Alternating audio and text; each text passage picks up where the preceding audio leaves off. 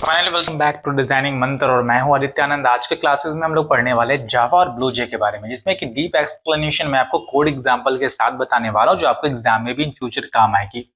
तो अगर कोर्स के कंटेंट की बात करें तो सबसे पहले मैंने बेसिक्स कवर किए यहाँ पर, फिर मैंने ऑब्जेक्ट ओरिएंटेड जिसमें कि ऑब्जेक्ट्स, क्लासेस, टोकन, फंडामेंटल के बारे में आपको बताऊंगा। उसके बाद keywords, identifier, constant, modifier, methods, comments के बारे में मैं आपको बताऊंगा। तो ये तीन चीज यहाँ पर हम लोग कवर करेंगे। फिर डेटा स्लाइड्स के बारे में, कंप्लीट प्रोग्राम के बारे में जानेंगे, टाइप्स के बारे में, वेरिएबल्स के बारे में, ऑपरेटर्स के बारे में जानेंगे। फिर प्रोग्राम का एग्जीक्यूशन भी हम लोग देखने वाले, प्रैक्टिस टिप्स भी आपको दूंगा। उसके बाद फिर ये चैप्टर आपका यहाँ पर कंप्लीट हो जाएगा, बहुत हद तक कंप्लीट हो जाएगा। तो जो भी बेसिक सारी चीजें क्लियर करने वाला हूँ आज के इस वीडियो में, तो वीडियो के लास्ट तक बने रहिएगा। फिर एक करके मैं आपको आगे के क्लासेस में आगे की चीजें बताऊंगा। अगर आप लोग 9th और 10th में हैं, आईसीएसई बोर्ड से हैं, तो मैं आपको कुछ यहाँ पर इंपॉर्टेंट क्वेश्चन भी रोज एक बताऊंगा, जिससे आप लोग प्रैक्टिस करके देख करके कुछ ना कुछ नया सीखेंगे और वही चीजें आपके एग्जाम में भी काम आएंगी।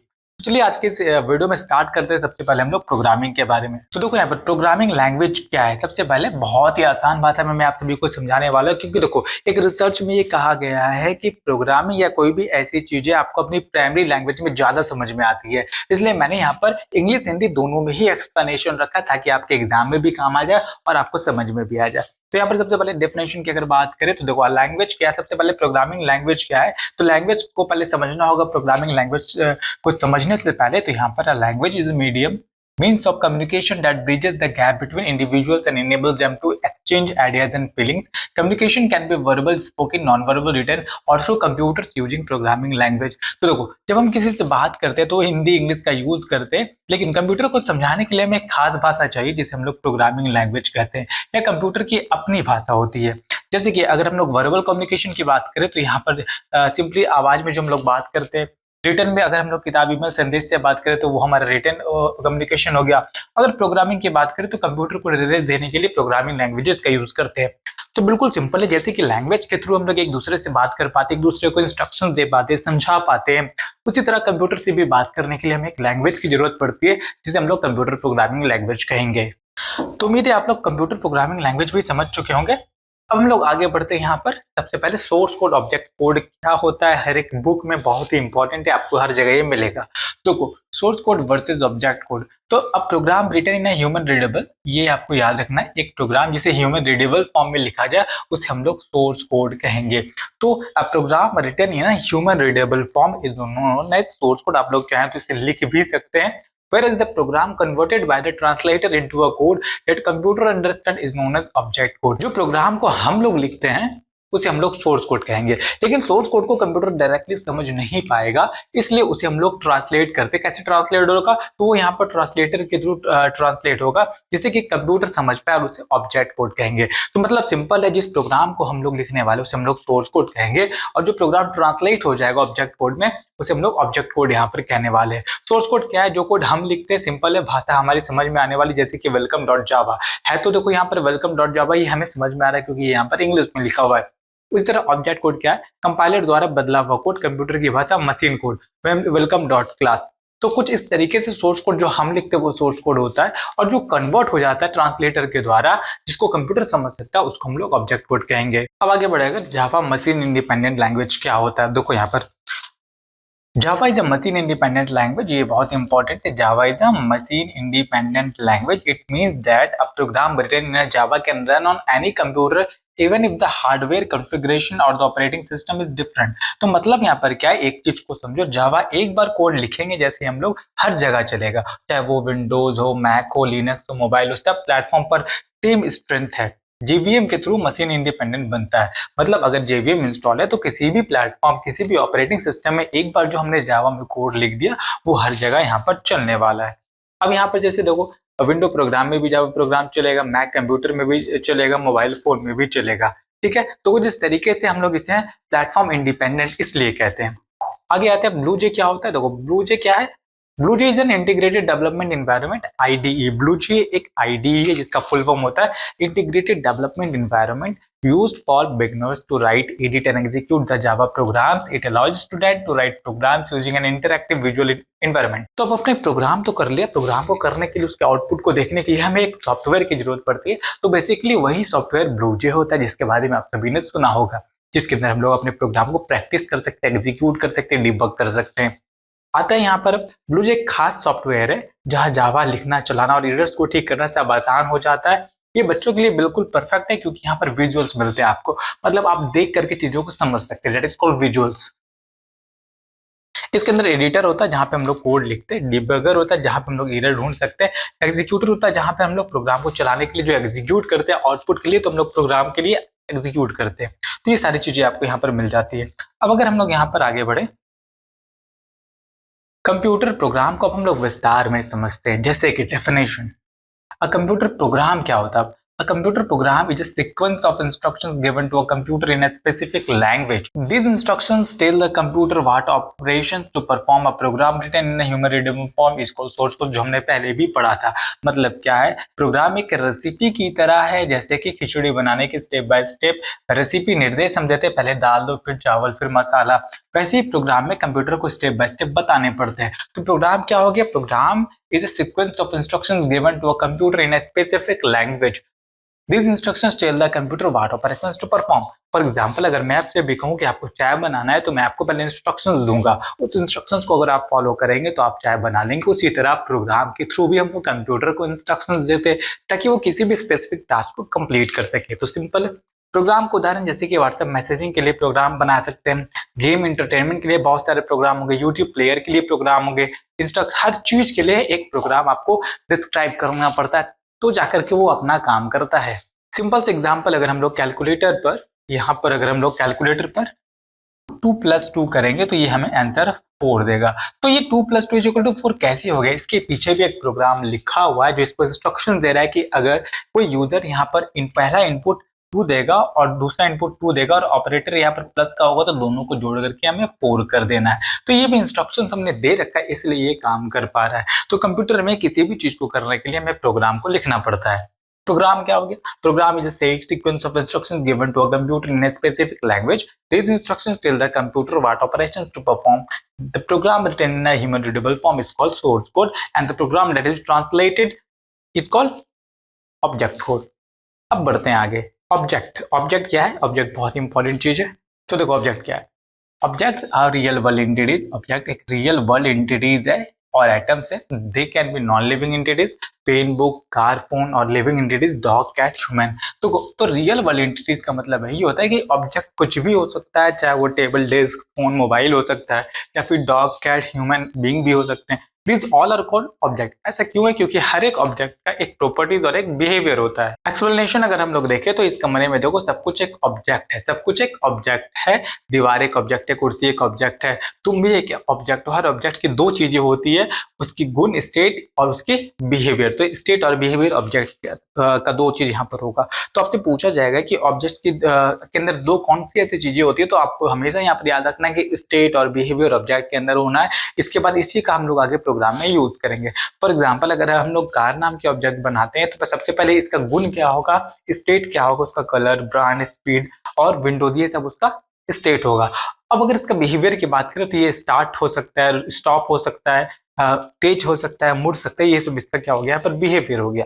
तो यहीं पर समझाया गया कि ऑब्जेक्ट क्या होता है, रियल वर्ल्ड एंटिटीज होती है और हर एक ऑब्जेक्ट का दो यहाँ पर प्रॉपर्टीज होता है, एक प्रॉपर्टीज एक बिहेवियर होता है, एक स्टेट होता है और एक बिहेवियर होता है। अब अगर बात करें क्लास क्या होता है, तो क्लास का डेफिनेशन बिल्कुल ही सिंपल है। Class represent a group of object of the same kind. A class may be regarded as a blueprint to create objects. It defines data and functions common to all the objects of a certain kind. इसका मतलब क्या हो गया?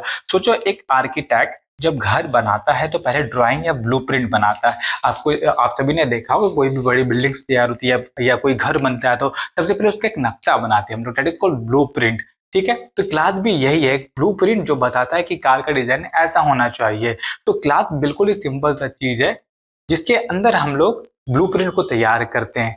जैसे कि class is equal to blueprint design, यह सिर्फ एक आइडिया है, कुछ असली नहीं है ये। ठीक है, उदाहरण कार क्लास में कहते हैं हर कार में 4 पहिए होने चाहिए, इंजन होना चाहिए। ठीक है, उसी तरह ऑब्जेक्ट रियल कार इंस्टेंस या असली चीज, ऑब्जेक्ट असली चीज होता है जिसके अंदर यहाँ पर ये उदाहरण है, जैसे कि उदाहरण मारुति ऑल्टो हो गई, होंडा सिटी, टोयोटा, ये सब कार क्लास के ऑब्जेक्ट्स होते हैं।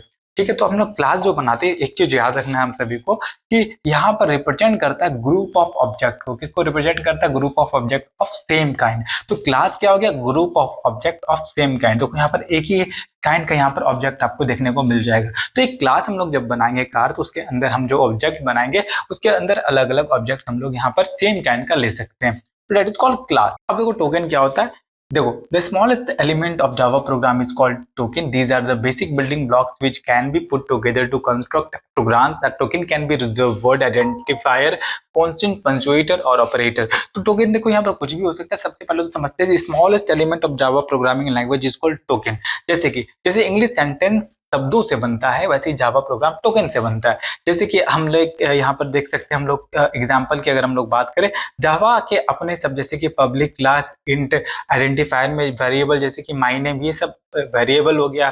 कांस्टेंट में फिक्स्ड वैल्यू होता है जैसे कि 5। तो इन सब की मदद से हम लोग एक प्रोग्राम को बना सकते हैं। तो प्रोग्राम के अंदर जितनी भी चीजें होंगी वो टोकन से बना होगा, बिल्कुल उसी तरह जैसे कि अंग्रेजी में सारी चीजें अल्फाबेट से बनी होती है। तो ये बिल्कुल उसी तरह काम करता है जैसे कि इंग्लिश में अल्फाबेट होती है, कंप्यूटर प्रोग्रामिंग में टोकन्स होता है।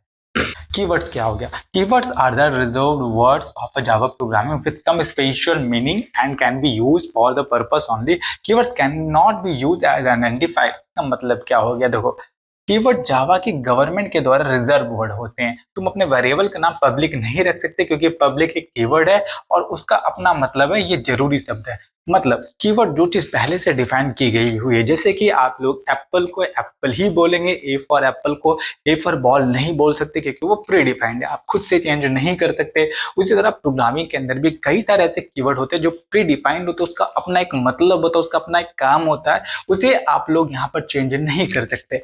That is called keyword. जैसे कि कुछ इंपॉर्टेंट कीवर्ड, जैसे पब्लिक अगर हम लोग लिखते हैं तो यहाँ पर सबको एक्सेस मिलेगा, पब्लिक का मतलब ये होता है। क्लास मतलब क्लास बनाना, ये सब कीवर्ड हो गए, ये सब पहले से डिफाइंड है। आप क्लास को क्लास ही लिखिएगा, कुछ और नहीं लिख सकते हैं। इंट को आप लोग को ऐसे ही लिखना होगा, इफ को यहाँ पर ऐसे ही लिखना होगा। इफ कंडीशन के लिए यूज होता है, स्टैटिक सब इंस्टेंस के लिए यूज होता है, एल्स का मतलब अलग विकल्प होता है, वाइड कोई रिटर्न वैल्यू नहीं देता है, फॉर लूप के लिए यूज होता है। तो ये सब एग्जाम्पल क्या चीज का हो गया? कीवर्ड्स का हो गया। मतलब पब्लिक को हम लोग पब्लिक ऐसे ही लिख सकते हैं, जितने भी चीज आपको यहाँ पर दिख रहे हैं वो सारे कीवर्ड्स हो गए, उसे हम लोग चेंज नहीं कर सकते, इसके बदला कोई और चीज हम लोग यूज नहीं कर सकते। That is called keyword. अब अगर बात करें आइडेंटिफायर्स की, तो देखो, अपना नाम रखने का नियम। आइडेंटिफायर्स का सिंपल मतलब होता है प्रोग्रामिंग में नाम रखने का नियम। जैसे कि हम लोग इंग्लिश में लिखते हैं कोई भी चीज को, तो वहां पर हम लोग स्टार्ट करते हैं कैपिटल से, कैपिटल लेटर से स्टार्ट करते हैं, फिर हम लोग कॉमा का यूज करते हैं, फुल स्टॉप का यूज करते हैं, फिर नेक्स्ट लाइन का यूज करते हैं। तो अपना एक तरीका होता है लिखने का, जिस तरीके से हमारे कॉपी में, हमारे बुक्स में, उसी तरह यहाँ पर नाम रखने का तरीका यहाँ पर आपको बताया गया कैसे रखना है। जैसे कि अगर हम लोग इसका डेफिनेशन को समझे बेहतर तरीके से समझने के लिए, identifier is an any name given to the different components of the Java program. तो जावा के डिफरेंट प्रोग्राम के अलग अलग कंपोनेंट्स होते हैं, उसका हम लोग को नेमिंग करना पड़ता है। तो identifiers are used to denote class name, method name and variable name. तो आइडेंटिफायर्स का यूज करते हैं हम लोग क्लास का नाम देने के लिए, मेथड का नाम बनाने के लिए, या फिर वेरिएबल का नाम बनाने के लिए। ठीक है, these are defined by the Java programmer. ये हमारे द्वारा, जब मतलब जो जावा प्रोग्रामिंग को कर रहे होते हैं उनके द्वारा इसे यहाँ पर डिफाइन किया जाता है। तो देखो, अगर समझ में नहीं आया तो सिंपल सा शब्दों में से हम लोग समझते हैं। Identifier is equal two variable, class, method का नाम जो तुम खुद बनाते हो। तो आइडेंटिफायर का क्या मतलब हो गया? चाहे वो वेरिएबल हो गया, चाहे वो क्लास हो गया या मेथड हो गया, उसका नाम जो हम खुद बनाते हैं। लेकिन कुछ नियम है, जैसे किसी का नाम 1 2 3 मेन नहीं हो सकता, शुरुआत में नंबर नहीं आ सकता, ऐसे कुछ नियम होते हैं। उस नियम को हम लोग यहाँ पर आगे देखते हैं। पहला नियम क्या कहता है? लेटर्स ए से लेकर के जेड तक कैपिटल में हो सकता है, ए से लेकर जेड तक स्मॉल में हो सकता है, अंडर स्कोर दे सकते हैं हम लोग, या डॉलर का साइन से शुरू कर सकते हैं किसी नाम को। ठीक है, नंबर्स अलाउड नहीं है यहाँ पर। दूसरा क्या कह रहा है कि नंबर 0 से 9 शुरू नहीं कर सकते। मतलब किसी भी नाम को अगर हम लोग रखते हैं तो हम लोग 0 से लेकर के कोई भी नंबर दे करके ऐसे करके शुरू नहीं कर सकते। उस नेमिंग कन्वर्शन हमारे यहाँ पर गलत होगा। जब भी स्टार्ट होगा कैपिटल ए से जेड तक होगा, या फिर ए से लेकर के स्मॉल जेड तक होगा। जैसे कि हमने यहाँ पर एक क्लास का नाम बनाया आदित्य, अब हमें आनंद भी यहाँ पर लिखना है तो हम लोग अंडर स्कोर देंगे, ना कि स्पेस देंगे। स्पेस देंगे तो गलत हो जाएगा, तो यहाँ पर हम लोग आनंद देंगे। तो ये तरीका हो गया नाम देने का। तीसरा क्या? कीवर्ड यूज नहीं कर सकते पब्लिक, क्लास, इंट। तो मैंने आपको पहले ही बताया था कि कीवर्ड्स जो होते हैं रिजर्व वर्ड होते हैं, जैसे कि पब्लिक, क्लास, इंट, ये सबका पहले से एक मतलब है जिसे हम लोग चेंज नहीं कर सकते। तो हम लोग क्लास, मेथड का नाम कीवर्ड के नाम पर नहीं रख सकते, ये भी सिंपल होगा। कितना भी लंबा हो सकता है ये, कितना भी लंबा आप दे सकते हैं, बस तरीका सही होना चाहिए। ठीक है, केस सेंसिटिव है। केस सेंसिटिव का मतलब यही होता है कि my name is not equal to my name. यहाँ पर अगर आप लोग माई नेम में माई और एन बड़ी लिख रहे हैं और दूसरा माई नेम में आप लोग इस टाइप से लिख दिए तो ये आपका गलत हो जाएगा। मतलब आपका ये ऐसा ही लिखा होना चाहिए, my name is equal to my name, तब ये सही होगा। केस सेंसिटिव का मतलब यही होता है कि कहीं कैपिटल है कहीं स्मॉल है, ऐसा नहीं होगा, दोनों जगह एक जैसा चीज होना चाहिए। ठीक है, जहां पर आप लोग अगर इस नेम को यूज करें तो इसी को आपको हर जगह यूज करना है। ठीक है, स्पेस नहीं दे सकते यहाँ पर, जैसे कि मैंने आपको बताया था स्पेस नहीं दे सकते। तो यहाँ पर आइडेंटिफायर हो गया जिसके अंदर हम लोग कुछ तरीका को यहाँ पर समझ लेते हैं। यही तरीका हमारा काम आता है जब हम लोग वेरिएबल, क्लास या मेथड का नाम यहाँ पर रखते हैं आगे प्रोग्रामिंग में जब हम लोग रखेंगे। तो उम्मीद है आप लोग आइडेंटिफायर भी समझ चुके होंगे। अब आते हैं हम लोग कांस्टेंट में। तो वो कांस्टेंट क्या होता है? कांस्टेंट क्या होता है? तो फिक्स्ड वैल्यूज देता है। यहाँ पर पीडीएफ के डेफिनेशन की अगर हम लोग बात करें तो constant means the fixed value that do not change during the execution of program. It means that the constants की वैल्यू चेंज नहीं होती है पूरे प्रोग्राम के एग्जीक्यूशन के दौरान। These value can be digits और character constant. Constants are also refer to as literals. तो देखो यहाँ पर कांस्टेंट्स को ही लिटरल्स में भी हम लोग रेफर्ड करते हैं। अब वो क्या होता है आगे समझेंगे, पहले डेफिनेशन की अगर हम लोग बात करें तो कांस्टेंट इज इक्वल टू ऐसे वैल्यू जो प्रोग्राम चलते समय नहीं बदलते। मतलब अगर प्रोग्राम आपका एग्जीक्यूट हो रहा है तो कांस्टेंट जो आपका वैल्यू वो कांस्टेंट रहेगा, वो चेंज नहीं होगा। जैसे कि भारत की राजधानी दिल्ली है, या कभी नहीं बदलेगा। वेरिएबल बदलते, कांस्टेंट नहीं। तो हमेशा याद रखना कांस्टेंट कभी नहीं बदलेंगे, हमेशा कौन बदलेगा? वेरिएबल बदलेगा। तो अब न्यूमेरिक कांस्टेंट होते हैं और कैरेक्टर कांस्टेंट होते हैं। न्यूमेरिक कांस्टेंट जैसे कि इंटीजर में 5, 10, 99 या जो भी नंबर्स ले लिए, फ्लोट में 3.14, 2.5, 98.76 ये सब ले लिए। कैरेक्टर कांस्टेंट में सिंगल जो भी कैरेक्टर्स ले लिए, स्ट्रिंग में हम लोग हेलो इंडिया क्लास ले लिए, ये कैरेक्टर कांस्टेंट हो गया। तो ये सब चीजें चेंज नहीं होगी प्रोग्राम के एग्जीक्यूशन के दौरान, इसका मतलब कांस्टेंट है वो। अब आगे अगर हम लोग बढ़े यहाँ पर पब्लिक। पब्लिक क्या होता है? तो प्रोग्राम में आप लोगों ने पब्लिक प्राइवेट वगैरह लगाया होगा। देखो the keyword public indicate that the method can be called from anywhere inside और आउटसाइड द क्लास। मतलब अगर हमने मेथड बना लिया है तो वो मेथड कहीं से भी कॉल किया जा सकता है क्लास में। जैसे कि बिल्कुल उसी तरीके का पब्लिक का मतलब होता है सभी के लिए खुला। जैसे किसी का दरवाजा खुला हो तो कोई भी घुस सकता है। जावा में अगर कोई मेथड पब्लिक है तो कोई भी उसे कॉल कर सकता है। तो पब्लिक का यही मतलब है, बिल्कुल एक पब्लिक पार्क की तरह हो गया, कोई भी आ जा सकता है, कोई भी रोक टोक नहीं होता है। ठीक है, जैसे कि यहाँ पर हमने पब्लिक क्लास बनाया, अब इसके अंदर जो भी चीज होगा उसे पूरे प्रोग्राम के अंदर कहीं भी यूज किया जा सकता है। अगर हमने यहाँ पर प्राइवेट लगा दिया तो ये प्राइवेट है, सिर्फ क्लास में यूज हो सकता है, उस क्लास के बाहर कोई यूज नहीं कर सकता। फॉर एग्जाम्पल आपका यहाँ पर पर्सनल रूम हो गया जो प्राइवेट है, अब कोई भी बाहर का आदमी डायरेक्टली आपके रूम में नहीं आ सकता, उसके लिए आपको उससे परमिशन लेना पड़ेगा, तो वो प्राइवेट हो गया। वहीं अगर पब्लिक की बात करें तो आप किसी पब्लिक पार्क में जाते हैं, वो वहां पर पब्लिक है क्योंकि आपको किसी से परमिशन लेने की जरूरत नहीं पड़ती है।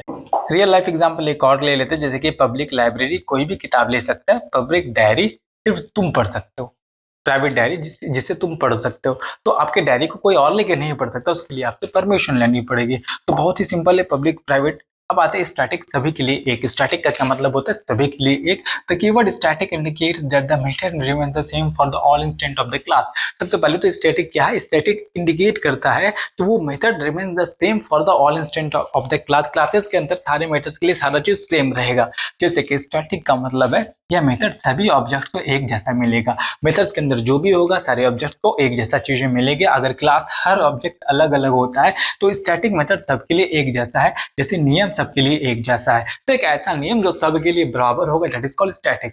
पब्लिक स्टैटिक वाइड मेन, यहाँ पर हमने एक मेथड बनाया पब्लिक स्टैटिक वाइड मेन।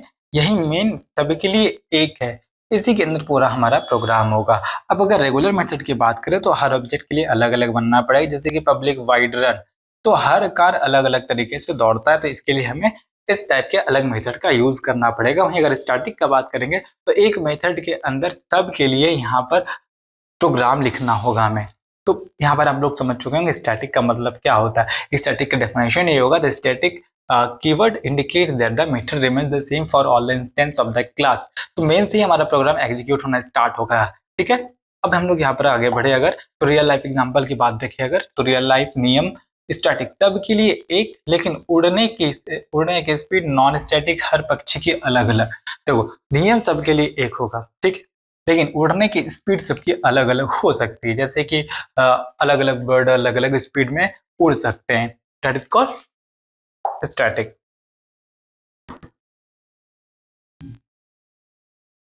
अब वाइड का मतलब यही होता है कि सिंपल कुछ भी रिटर्न नहीं कर रहा। जैसे कि पीडीएफ पर डेफिनेशन की अगर बात करें तो wide is the keyword which signifies that the function will not return any value. जो भी फंक्शन हम बनाएंगे वो कोई भी वैल्यू को रिटर्न नहीं करेगा। इसका डीप एक्सप्लेनेशन अगर हम लोग समझे तो वाइड का मतलब यही होता है कि खाली, मतलब खाली। मेथड जब खत्म हो तो कुछ आंसर वैल्यू देता नहीं है, सिर्फ कुछ काम करके बैठ जाता है। तो मतलब कोई भी रिटर्न अगर वैल्यू आपको कोई चीज नहीं कर रहा तो मतलब वहां पर हम लोग वाइड का यूज करने वाले। जैसे कि public static wide main system dot output नमस्ते, कुछ रिटर्न नहीं कर रहा है यहाँ पर। इंट वैल्यू अगर देखें तो public int add int A int B return A plus B, एक नंबर रिटर्न करता है बस। ठीक है, तो कुछ इस तरीके से यहाँ पर वाइड का हम लोग यूज करते हैं जिसमें कि कोई वैल्यू हमें रिटर्न नहीं लेना होता है। मेन की अगर बात करें तो देखो, the main method is the page from where the programs execution begins when the class is executed. जब कोई क्लास एग्जीक्यूट करते हैं तो मेन ही वो जगह है जहां से प्रोग्राम एग्जीक्यूट होना स्टार्ट होता है। The main is defined as the public static with the void return type. Main को हमेशा हम लोग पब्लिक स्टैटिक और वाइड रिटर्न टाइप के साथ डिफाइन करते हैं। मतलब प्रोग्राम की सबसे पहली जगह जहां एग्जीक्यूशन शुरू होता है, बाकी सब मेथड्स ऑप्शनल है, लेकिन मेन मेथड जरूरी है, बिना मेन के प्रोग्राम कुछ नहीं करेगा। तो यहीं से हमारा प्रोग्राम एग्जीक्यूट होना स्टार्ट होगा, इसके बिना हमारा प्रोग्राम कोई भी काम नहीं करेगा। तो ये लगाना हमें बहुत जरूरी होता है। समझ चुके हैं आप लोग कि हम लोग मेन का क्यों इस्तेमाल करते हैं, क्योंकि यही एक ऐसा मेथड है जहां से एग्जीक्यूशन स्टार्ट होता है प्रोग्राम का। जैसे कि हमने यहाँ पर लगाया मेन, जिसके अंदर हमने स्ट्रिंग आर्गुमेंट्स लगाए, तो यहाँ से हमारा प्रोग्राम एग्जीक्यूशन स्टार्ट हो जाएगा। जैसे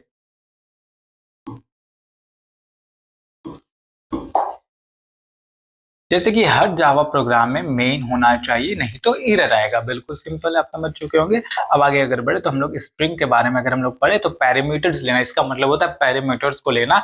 मतलब string is also called command line argument, this is called command line arguments where args is an array of string objects that represents arguments of parameters passed to the class at the time of execution। अब इसका मतलब क्या है, तो string arguments is equal to program को चलाने समय कुछ वैल्यूज देना। जब हम लोग प्रोग्राम को चलाएंगे तो खाली प्रोग्राम को तो चलाएंगे नहीं, तो कुछ वैल्यूज देना। जैसे तुम कहो कि कैलकुलेटर 5+3 का जवाब दो, यहाँ पर 5 और 3 आर्गुमेंट्स हैं, मेन को यह वैल्यूज मिलते हैं आर्गुमेंट्स के थ्रू। तो देखो इसका मतलब यही होता है कि जैसे हम कहेंगे कैलकुलेटर को 5+3 का जवाब दो, तो ये हम लोग किस कह रहे हैं, ये यहाँ पर हम लोग स्ट्रिंग आर्गुमेंट के अंदर कर रहे हैं। यहाँ पर 5 और 3 क्या हो गया, आर्गुमेंट हो गया। ठीक है, 5 और 3 क्या हो गया, आर्गुमेंट्स हो गया। मेन को यह वैल्यूज मिलते हैं आर्गुमेंट्स के थ्रू, तो आर्गुमेंट्स के थ्रू यहाँ पर मेन्स में ये वैल्यूज जाते हैं। तो हमारा स्ट्रिंग आर्गुमेंट्स का काम क्या हो गया, प्रोग्राम को चलाने के लिए कुछ वैल्यूज को जब हम देते हैं, दैट इज कॉल्ड स्ट्रिंग्स। अब स्ट्रिंग्स में यहाँ पर देखो क्या है, एरो ऑफ स्ट्रिंग,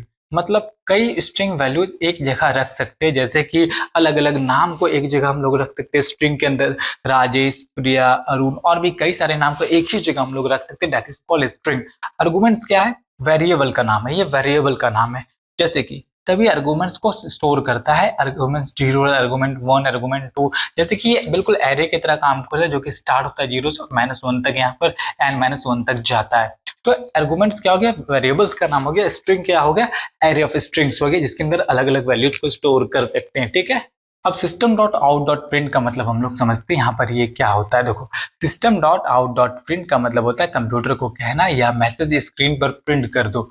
ठीक है, प्रिंट न्यू लाइन का मतलब यहाँ पर यही होता है, प्रिंट प्लस नई लाइन। अगली बार अगली लाइन में लिखना, प्रिंट एंड ना लगाओ तो सब एक ही लाइन में लिखेगा। तो अगर हम लोग सिर्फ प्रिंट करें तो मतलब कंप्यूटर को कह रहे हैं कि जो मैसेज हमने आपको दिया उसे प्रिंट कीजिए। अगर हम चाहते हैं कि वही मैसेज 3-4 बार प्रिंट और नई लाइन में प्रिंट हो, तो हम लोग यहाँ पर एलन लगा देंगे, तो वो न्यू लाइन में प्रिंट होगा। जैसे कि पहला उदाहरण system dot output dot print नमस्ते, तो यहाँ पर आउटपुट आपको नमस्ते रहेगा। उसी तरह यहाँ पर इंट एज इक्वल टू 15 है, तो प्रिंट इन लगाएंगे तो यहाँ पर हमारा आउटपुट 15 देगा। तो ये बिल्कुल सिंपल था। अब अगर हम लोग आगे बढ़े तो यहाँ पर कमेंट्स आ जाते हैं। कमेंट्स क्या होते हैं, तो the text within the comment is ignored by a computer. A single line comment begins with this, whereas a comment block starts with the this and ends with the this।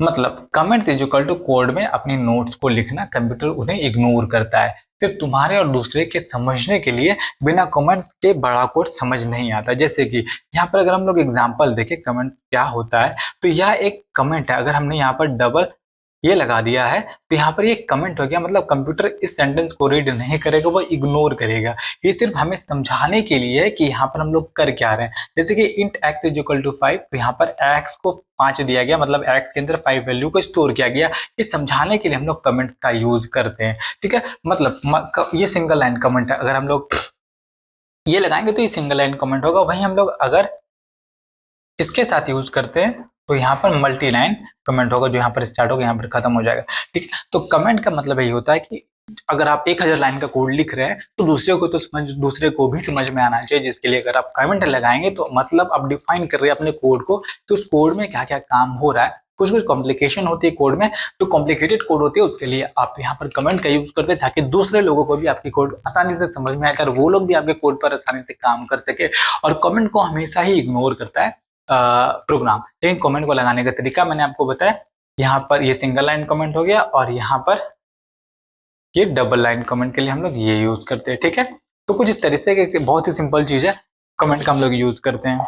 अब देखो यहाँ पर हम लोग एक एग्जांपल से समझते हैं। यह सब चीजें मिलाकर एक कंप्लीट प्रोग्राम बनाता है। जैसे कि यह एक कमेंट है, सबसे पहले यह एक कमेंट हमने यहाँ पर स्टार्ट किया है, पब्लिक क्लास वेलकम।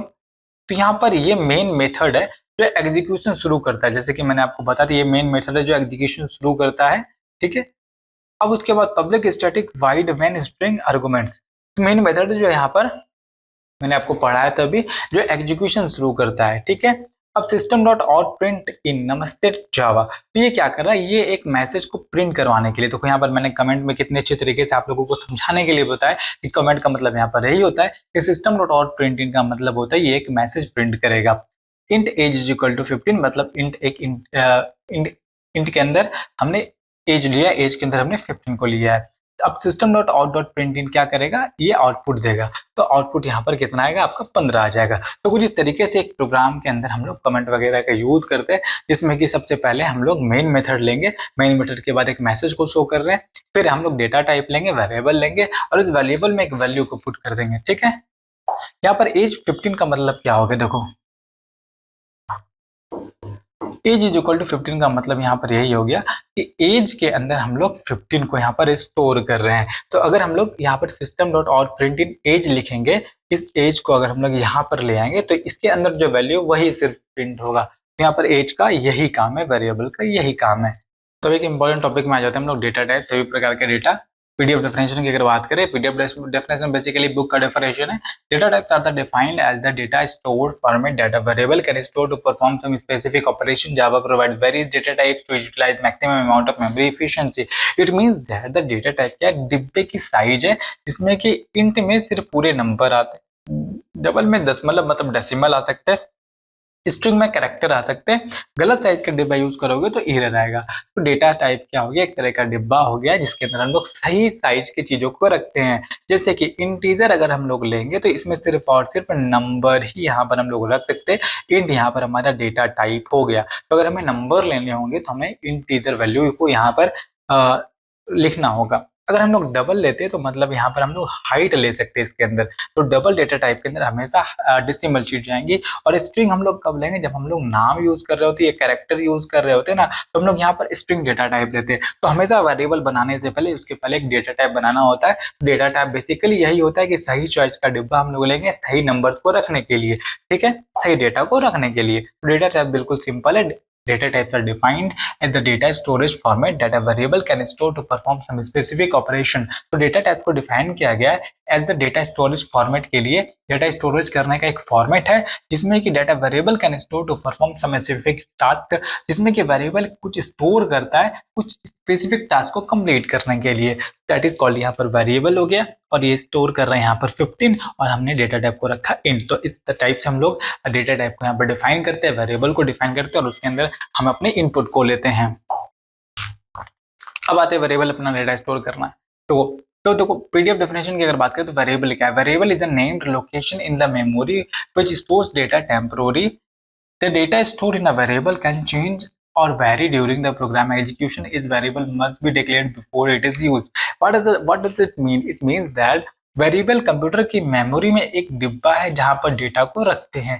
जैसे कि int age is equal to 15 का मतलब हो गया इंट टाइप का एक डिब्बा बनाओ जिसमें कि जिसका नाम एज दो और उसमें 15 रखो, बाद में एज को बदल सकते हैं। तो वेरिएबल का मतलब यही हो सकता है कि हमने एक डिब्बा बनाया जिसका नाम हमने एज को रखा, इंटीजर टाइप का डब्बा हमने बनाया और हमने एज में 15 रखा।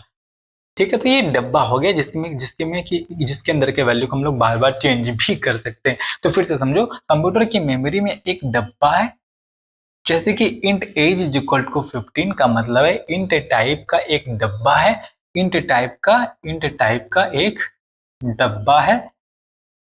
एज नाम दो, उसका नाम यहाँ पर एज दे दिए और उसमें 15 रख दो, और बाद में इस 15 को हम लोग चेंज कर सकते हैं। तो basically variable is a named location, एक ऐसा लोकेशन होता है मेमोरी में जो स्टोर करता है टेम्पोररी डेटा को। This data stored in variable can change और vary during the program execution. जो डेटा स्टोर किया जाता है वेरिएबल में वो चेंज हो सकते हैं प्रोग्राम करने के दौरान। Each variable must be declare before it is used. हर एक वेरिएबल को डिक्लेयर करना पड़ता है उसको यूज करने से पहले। ठीक है, तो यहाँ पर हम लोग सिंपल तरीके से समझते हैं, जैसे कि अगर हम लोग सिंटैक्स की बात करें, data type variable name is equal to value, int roll number is equal to 5, double marks is equal to 95.5, string subject is equal to math. तो ये सारा हमारा वेरिएबल का नाम हो गया। ठीक है, जैसे कि यहाँ पर वेरिएबल नेम वैल्यू हो गया। अब वेरिएबल को चेंज करना है तो देखो int age is equal to 15, age is equal to अगर हम लोग 16 कर देंगे तो हमारे यहाँ पर वेरिएबल बदल जाएगा। ठीक है, तो हमारा वेरिएबल का नाम यहाँ पर एज था, एज को हमने यहाँ पर लाया, पहले एज में हमने 15 रखा था, अब एज में हमने 16 रख दिया, अब यहाँ पर ये 16 प्रिंट करेगा। तो मतलब वेरिएबल एक ऐसा जगह है जहाँ पर हम लोग किसी भी चीज को स्टोर करते हैं। जैसे कि यहाँ पर हम लोग ने रोल नंबर में इंटीजर टाइप का एक रोल नंबर नाम का डब्बा है जिसके अंदर इन टाइप की वैल्यू है, जैसे कि हमने 5 लिया, उसके अंदर हमने एक वैल्यू को रखा है। अब वैल्यू को चेंज भी हम लोग कर सकते हैं कुछ इस तरीके से। अब आता है ऑपरेटर। तो ऑपरेटर्स क्या होता है? Operators are the special symbols that are used to perform calculation, they are applied to a variables and constants to perform an expression. Operator क्या होता है? ऑपरेटर तीन तरह के होते हैं, जैसे कि अरिथमेटिकल ऑपरेटर होते हैं, कंपैरिजन ऑपरेटर होता है, सेगमेंट ऑपरेटर होते हैं। यहाँ पर तो अरिथमेटिक ऑपरेशन का हम लोग यूज कब करते हैं? जैसे कि हमें प्लस माइनस वगैरह करना हो तो हम लोग अरिथमेटिक ऑपरेटर्स का यूज करते हैं, जिसमें कि plus minus, division, multiplication, module, percentage, सारे फॉर्मूलाज होते हैं। कंपैरिजन अगर हमें करना होता है, जैसे कि रोहन सोहन से बड़ा है, रोहन का एज 5 है, सोहन का एज 3 है, तो कंपैरिजन करने के लिए हम लोग यहाँ पर कंपैरिजन ऑपरेटर का यूज करते हैं। और वही वैल्यू असाइन करने के लिए हम लोग असाइनमेंट ऑपरेटर का यहाँ पर यूज करते हैं। तो this is called assignment operator. इसका मतलब है कि 15 वैल्यू उठ के चला जाएगा आपका एज में।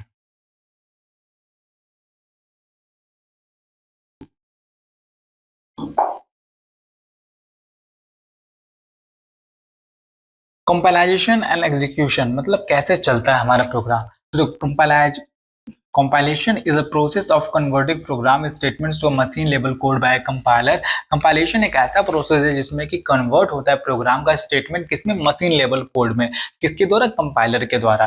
The compiler translates source code into byte codes which is then executed। तो जो भी हमने सोर्स कोड लिखा है कंपाइलर उसको ट्रांसलेट कर देता है बाइट कोड में, मतलब 0-1 में, क्योंकि कंप्यूटर सिर्फ और सिर्फ 0-1 ही समझता है, जो बाद में उसे एग्जीक्यूट कर देता है। तो कंपाइलर का बेसिकली यही काम होता है, जो हमारा कोड है उसे कंपाइल करेगा बाइट कोड में, फिर उसे एग्जीक्यूट करके आउटपुट दिखाएगा। ठीक है, जैसे कि बाइट कोड क्या है? इंटरमीडिएट लैंग्वेज है या किसी भी कंप्यूटर पर चल सकता है, यही जावा का मैजिक है। ठीक है, लूप्स क्या होता है? Loop is a control structure that repeats a block of code until a specific condition is met। loops allow programmers to repeat code without rewriting it। इसका मतलब यही होता है कि बार बार वही काम को करना है, जैसे स्कूल की बेल रोज बजती है, हमें बार बार नया बेल नहीं करना पड़ता है। लूप भी यही करता है, कोड को बार बार चलाता है। जैसे कि for example int I is equal to 1, I is equal to less than is equal to 5, I plus plus. तो यहाँ पर क्या होगा? यहाँ पर सिस्टम डॉट आउटपुट प्रिंट जब हम लगाएंगे तो 1 से लेकर के 5 तक वो प्रिंट कर देगा। हमें बार बार 1 से लेकर के 1, 2, 3 लिखने की जरूरत नहीं है, बस हम लिख दिए कि हमारा जो नंबर है वो 1 से लेकर के 5 से के बराबर और उससे छोटा होना चाहिए। तो यहाँ पर ये 1 से 5 तक प्रिंट कर देगा नंबर को।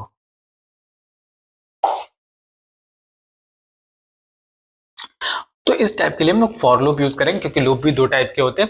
अब यहाँ पर अगर हम लोग वाइल लूप की बात करें तो int i is equal to 1 while i less than is equal to 5 system dot out print i plus plus. तो यहाँ पर i, ये दो, ये लूप के बारे में हम लोग आगे समझेंगे। लूप का बेसिकली मतलब यही होता है कि हमें अगर कंडीशन पता हो कहाँ तक अपने प्रोग्राम को चलाना है तो फॉर लूप को यूज करेंगे, और until the program get true हम लोग यहाँ पर वाइल लूप का यूज करेंगे। आगे इसके बारे में हम लोग बात करेंगे। अब हम लोग चलते हैं कंडीशनल स्टेटमेंट, डिसीजन लेना। तो देखो कंडीशनल स्टेटमेंट क्या होता है, इफ एल्स कंडीशन के बारे में आपने सुना होगा। अगर हमें डिसीजन लेना होता है तो कंडीशनल स्टेटमेंट का यूज करते हैं। जैसे कि अगर तुम्हारा उम्र 18 प्लस है तो वोट दे सकते हो। इस टाइप के बहुत सारे प्रोग्राम भी आपको मिलेंगे, ठीक है, जो आपके एग्जाम में भी आएंगे। तो कंडीशन स्टेटमेंट का हम लोग यहाँ पर यूज करते हैं। देखो यहाँ पर int age is equal to 15 if age is greater than is equal to 18 system dot output print vote दे सकते हो, एल्स आप यहाँ पर वोट नहीं दे सकते। तो यहाँ पर आपको बार बार लिखने की जरूरत नहीं है कि अगर आपकी उम्र 18 से कम है, दोबारा हमने यहाँ पर नहीं लिखा, ठीक है। हमने डायरेक्टली यहाँ पर इफ एल्स कंडीशन दे दिया कि अगर एज हमारी 18 से ज्यादा है तो हम वोट दे सकते हैं, बाकी एल्स दे दिए मतलब आपकी एज 18 से कम है तो अभी वोट नहीं दे सकते। स्विच स्टेटमेंट में यूज करते हैं int day is equal to 1 switch day case 1 system dot output print Monday case 2 system dot output print. तो स्विच केस का स्टेटमेंट इस टाइप हम लोग करते हैं, ठीक है। अलग अलग यूज सारे प्रोग्राम में जब हम लोग देखेंगे तो अलग अलग इसका यूज भी समझ में आ जाएगा। अब हम लोग आगे बढ़ते हैं। तो one of the important topics arrays क्या होती है। तो डेफिनेशन क्या है, array is the collection of similar data type elements stored in a continuous memory location. Arrays are used to store multiple values in a single variable. तो array collection of similar data type होता है। जैसे कि यहाँ पर अगर मैं आपको समझाऊं तो एक पंक्ति में कई छात्रों के नाम लिखे हों, एक को एक नाम से पुकारे तो सबको प्यार से याद होगा। एरे भी यही करता है, एक नाम कई वैल्यूज, मतलब नाम एक ही रहेगा, उसके अंदर वैल्यूज अलग अलग होंगे। जैसे कि स्टूडेंट नाम का यहाँ पर हमने एक एरेज ले लिया, स्टूडेंट के अंदर बहुत सारे अलग अलग स्टूडेंट्स के नाम हो जाएंगे, तो एक ही टाइप का अलग अलग वैल्यूज एरेज के अंदर हम लोग स्टोर कर सकते हैं।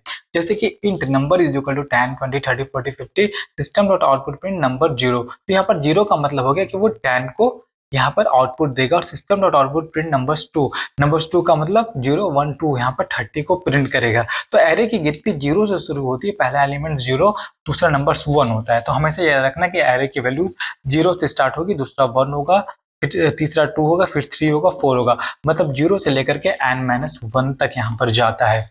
तो एरे के अंदर हम लोग सेम काइंड के ऑब्जेक्ट को रख सकते हैं, ठीक है। अब अगर आगे बढ़े हम लोग, मेथड्स क्या होता है। तो मेथड्स क्या होता है, मेथड एक काम को एक बॉक्स में रखना, जब तुम्हें उस चीज की जरूरत पड़े तो उस बॉक्स को खोलो और काम को निकाल लो। कोड को छोटे छोटे मेथड्स में बांटने से समझना आसान हो जाता है। देखो अगर हमें किसी कोड की जरूरत है जिसका हमें अभी काम नहीं है, लेकिन इन फ्यूचर हमें उसका काम पड़ेगा, तो एक बॉक्स में हमने उस कोड को डाल के रख दिया, जब उस कोड का हमें काम पड़ेगा हम उसे निकाल कर यूज कर लेंगे। तो यहाँ पर मेथड्स का स्ट्रक्चर्स कैसा होता है, देखो public static int add int A int B return int A B, return करो। अब देखो यहाँ पर अब मेथड को कॉल करो, it result is equal to add 5 + 3। बस हमें यहाँ पर मेथड को कॉल करना है कि जो हमारा रिजल्ट होगा जिसमें कि हम लोग ऐड कर देंगे 5 और 3 को, तो 5 चला जाएगा ए में और बी में चला जाएगा 3, तो यहाँ पर रिजल्ट इसका 8 आ जाएगा। तो बिल्कुल इसी तरीके से हम लोग मेथड का यूज करते हैं। अब स्ट्रिंग की अगर हम लोग आगे बात करें तो देखो शब्दों को संभालना मतलब क्या हो गया, string is a sequence of character. अगर हम लोग कुछ भी लिख रहे हैं that is called string. In Java strings are the objects that contain text. String methods allows you to manipulate work with the string. तो हम लोग कोई भी अगर काम कर रहा है, कोई भी अगर टेक्स्ट वगैरह लिख रहे हैं, कैरेक्टर्स ले रहे हैं, तो हम लोग स्ट्रिंग के अंदर उसे रखेंगे। तो स्ट्रिंग क्या है कि ऐसा शब्द या वाक्य है, नमस्ते एक स्ट्रिंग है, हम स्ट्रिंग को जोड़ सकते हैं, तोड़ सकते हैं, बदल सकते हैं, स्ट्रिंग को कुछ भी कर सकते हैं, ठीक है। तो स्ट्रिंग क्या है, एक नाम है, एक वाक्य, एक सेंटेंस है, एक कैरेक्टर जिसे हम लोग तोड़ सकते हैं, जोड़ सकते हैं, ऐड कर सकते हैं, कुछ भी कर सकते हैं। जैसे कि यहाँ पर स्ट्रिंग की तरफ 3 चीजें आपको मिल जाएंगी, जैसे कि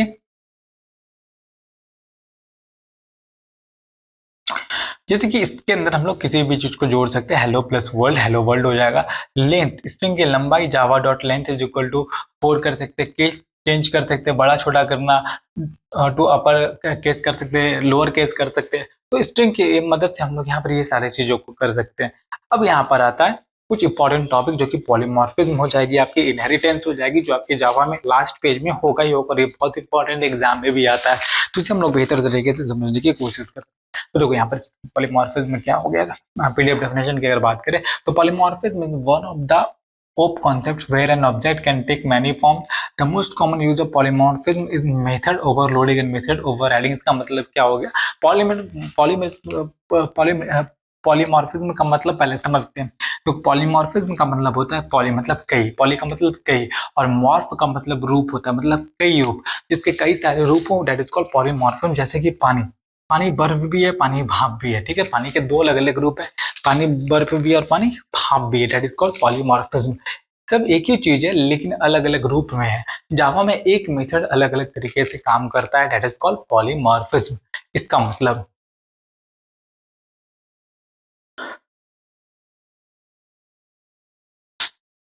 the most common use of polymorphism is method overloading and method overriding. Polymorphism का कॉमन यूज मेथड ओवरलोडिंग और मेथड ओवरराइडिंग में होता है। तो इसे ही हम लोग क्यों ना समझ ले। देखो यहाँ पर अगर हम लोग मेथड ओवरलोडिंग की बात करें तो एक नाम अलग अलग पैरामीटर, जैसे public int add int A int B, public double add double A double B, तो वो दोनों का नाम ऐड है लेकिन काम अलग अलग कर रहा है। यहाँ पर ऐड, इसका भी नाम हमने ऐड रख दिया है, इसके बाद यहाँ पर भी हमने नाम ऐड रख दिया है, ठीक है। दोनों का नाम एक ही है लेकिन काम अलग अलग कर रहे हैं। यहाँ पर इंटीजर टाइप के वैल्यू को ऐड कर रहा है और यहाँ पर डबल टाइप के वैल्यू को ऐड कर रहा है, that is called method overloading. अगर हमें यहाँ पर दोनों का नाम एक ही रख के अलग अलग काम करवाना है, जैसे अगर ऐड हमें किसी भी चीज को करवाना है, इसके बाद अगर हमें फ्लोट को ऐड करवाना होगा तो हम लोग वहां पर भी तो ऐड ही रखेंगे ना, ऐड को तो चेंज नहीं कर सकते हैं। तो यहाँ पर हम लोग वहां पर भी ऐड रख सकते हैं, यहाँ पर हम लोग खाली पब्लिक और डेटा टाइप को चेंज करके फिर से ऐड अगर रख देंगे तो वो भी काम करेगा, that is called method overloading. और मेथड ओवरराइडिंग क्या होने वाला है, पेरेंट मेथड चाइल्ड का रूप। जैसे कि पब्लिक वाइड साउंड, यहाँ पर पेरेंट क्लास में साउंड हमने नाम रखा है, चाइल्ड क्लास में अलग है पब्लिक वाइड साउंड। यहाँ पर क्या चेंजेस हो रही है आपको यहाँ पर मैं दिखाने का कोशिश करता हूँ। तो पहले जो हम लोग यहाँ पर देख सकते हैं आप लोग, पेरेंट का मेथड चाइल्ड का रूप का मतलब यही हो गया। पहले जो हम लोग पेरेंट क्लास बनाते हैं फिर हम लोग उसी के अंदर चाइल्ड क्लास उसी के जैसा बना सकते हैं, जिससे हमें कोई प्रॉब्लम नहीं होता, that is called method overriding. अब हम लोग अगर आगे बढ़े, इनहेरिटेंस क्या होता है, तो देखो वंशक्रम विरासत मतलब क्या होता है। Inheritance is a mechanism in which one class child acquires the properties and methods of the another class parent. It is a way to rescue code. इसका मतलब तुम्हें तुम्हें माता पिता से कुछ चीजें मिली जैसे कि रंग, आंखें, नाम। इनहेरिटेंस भी ऐसा ही होता है, जैसे कि पेरेंट क्लास का सब कोड चाइल्ड क्लास को मिल जाता है, फिर चाइल्ड अपना नया कोड ऐड नहीं करना पड़ता है।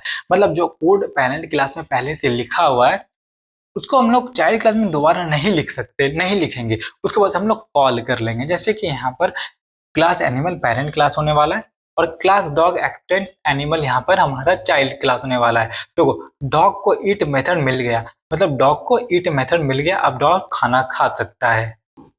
एक बार फिर से समझते हैं, हम लोगों ने क्लास बनाया एनिमल नाम का जो कि पेरेंट क्लास है, पब्लिक वाइड ईट, यहाँ पर हमने ईट रखा है। उसके बाद हमने क्लास बनाया डॉग नाम का, ठीक है। यहाँ पर एनिमल बनाया था, एनिमल के अंदर डॉग आता है, एक्सटेंड्स एनिमल। अब यहाँ पर ये एनिमल को दोबारा हमने कॉल किया। अब जैसे हमने कॉल किया इसके अंदर जो हमारा यहाँ पर ईट मेथड है वो ऑटोमेटिक इसके अंदर आ गया, हमें दोबारा से इस कोड को लिखने की जरूरत नहीं पड़ेगी। तो that is called inheritance. Parent से चाइल्ड के गुण को मिलाना, that is called inheritance. Public void bark, तो यहाँ पर अभी बार्क करेगा, डॉग है तो बार्क करेगा। कीवर्ड एक्सटेंड जब चाइल्ड पेरेंट का गुण लेता है, दैट इज कॉल्ड इनहेरिटेंस। अब इनकैप्सुलेशन आते हैं, तो encapsulation is a mechanism to bundle data variables and matrix together in a single unit. It is used to hide the internal details and restrict access to the data. मतलब encapsulation अपने data को private रखना, जैसे कि तुम्हारी diary कोई और नहीं खोल सकता, प्राइवेट कीवर्ड यूज करके हम डेटा को सुरक्षित रखते हैं। गेटर्स और सेटर्स से कंट्रोल एक्सेस देते हैं, जैसे कि बिना इनकैप्सुलेशन के पब्लिक इंट एज कोई भी चेंज कर सकता है, ठीक है। तो स्टूडेंट का एज -5 है, गलत है लेकिन चल गया, ठीक है। कोई इसको -6, 7 कुछ भी कर सकते हैं। तो अगर हम लोग इनकैप्सुलेशन देंगे तो प्राइवेट इंट एज देंगे जो कि सुरक्षित है। Public void set age int a if age greater than equal to 0, age is equal to a. तो ये सुरक्षित है, इसको कोई और आके चेंज नहीं कर सकता, इसका रिजल्ट हमेशा यही आएगा, ठीक है। तो यही हमारा इनकैप्सुलेशन का मतलब होता है। अगर हम लोग अब आगे बढ़े, एब्स्ट्रक्शन क्या होता है, तो एब्स्ट्रक्शन सिर्फ मुख्य चीजें दिखाना होता है, जैसे कि पीडीएफ का डेफिनेशन की अगर बात करें, abstraction is the process of hiding the implementation details and showing only the essential features. It has the reducing programs completely in complexities. It means that abstraction is equal to car चलाना, तुम्हें सिर्फ gas break पता है, engine कैसे काम करता है तुम्हें जानने की जरूरत नहीं है। एब्स्ट्रैक्ट क्लासेस और इंटरफेसेस से हम यही करते हैं, ठीक, मतलब कार चलाना तुम्हें, लेकिन तुमको उसके इंजन के बारे में नॉलेज रखने की कोई जरूरत नहीं कि इंजन कैसे काम करता है। एब्स्ट्रक्शन क्लास का कॉन्सेप्ट यहाँ पर क्या होने वाला और थोड़ा सा यहाँ पर हम लोग भी समझते हैं। Abstract class animal, abstract public wide sound, बस डिक्लेयर कर देंगे यहाँ पर, ठीक है। क्लास डॉग एक्सटेंड एनिमल, तो जैसे हम लोग क्लास डॉग करेंगे, एक्सटेंड एनिमल करेंगे, तो इसका गुण सारा यहाँ पर हम लोग पहले ही ले आए। पब्लिक वाइड साउंड, अब जैसे हम लोग साउंड डालेंगे सिस्टम डॉट आउट प्रिंट उफ, मतलब यहाँ पर जो भी साउंड होगा डॉग का वो साउंड हम लोग यहाँ पर इम्प्लीमेंट कर देंगे। देखो इम्प्लीमेंटेशन यहाँ पर हम लोग करेंगे, एब्स्ट्रक्शन क्लासेस यहाँ पर हम लोग दिए, इसको हम उसके बाद उसमें हम लोग डिक्लेयर के साउंड को और साउंड में हम लोग कुछ भी डाल दिए, that is called abstract class. Abstract class क्या, abstraction is a process of hiding the implementation details and showing only the essential feature. सिर्फ और सिर्फ essential features ही ये आपको दिखाता है कि ये हाइड कर देता है जो भी इसका डिटेल्स होता है और सिर्फ essential feature आपको दिखाता है। It helps in reducing programming complexity and complexity, मतलब क्या होता है यहाँ पर, ये प्रोग्राम के कॉम्प्लेक्सिटी को यहाँ पर कम करता है। कुछ इस तरीके से हमने आज ये चैप्टर को कंप्लीट कर लिया, जिसमें कि बेसिक हमने पढ़ा जावा के बारे में। आगे जब हम लोग पढ़ेंगे तो हम लोग पाइथन के बारे में भी पढ़ेंगे और जावा के अलग अलग कोड के बारे में भी समझने की कोशिश करेंगे, क्योंकि अब देखो, अब इसे समझने के बाद इसे सही तरीके से कैसे समझ में आएगा, जब आप लोग कोड करना स्टार्ट कीजिएगा, कोडिंग स्टार्ट कीजिएगा, तो वहां पर इन सारी चीजों का आपको यूज समझ में आएगा, जैसे कि इनहेरिटेंस का कहाँ पर यूज होगा, क्लास का कहाँ पर यूज होगा, इफ एल्स कंडीशन तभी आपको समझ में आएगा जब आप एक प्रोग्राम यहाँ पर बनाएंगे कि अगर आपकी एज 18 से कम है तो आप वोट नहीं दे सकते, 18 से ज्यादा तो आप वोट दे सकते। तो जब ऐसे प्रोग्राम लोग जावा में बनाएंगे तो जाके चीजें हमें समझ में आएगी। तो उम्मीद करते हैं आज की वीडियो आपको अच्छी लगी, वीडियो अच्छी लगी तो अपने दोस्तों के साथ भी शेयर कीजिएगा। मिलते हैं अगले वीडियो में।